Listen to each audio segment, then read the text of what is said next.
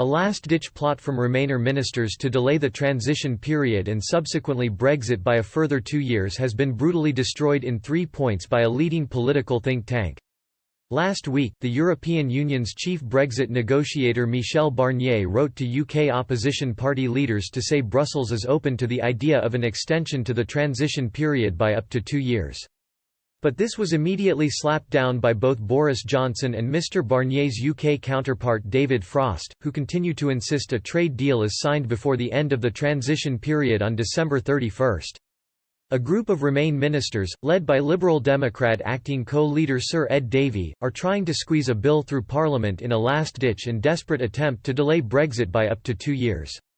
The second reading of this bill is due to take place on June 12. But a new report from the Centre for Brexit Policy has destroyed the plot from Remainers to delay the UK's departure from the EU even further.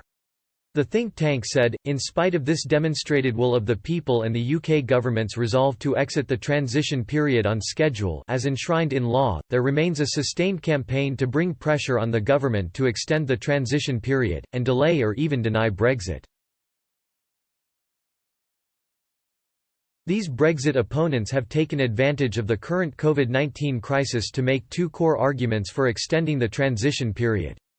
Pressures of responding to the COVID-19 crisis makes it impossible for an EU-UK trade agreement to be reached before 31 December this year, the date on which statutory legislation requires the UK to exit the transition period. If no trade agreement has been concluded with the EU by December of this year, the UK economy, beset by COVID-19, cannot withstand the shock of such a change to our trading relationship with the EU. But the Centre for Brexit Policy argued extending the transition period and delaying Brexit for 2 years would cost £380 billion, or trillions of pounds if Brexit were lost forever as a result of extension.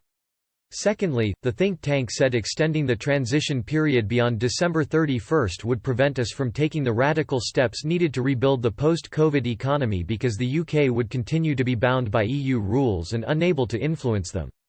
The think tank accused Remainers of taking advantage of the current coronavirus crisis to make 2 arguments for extending the transition period.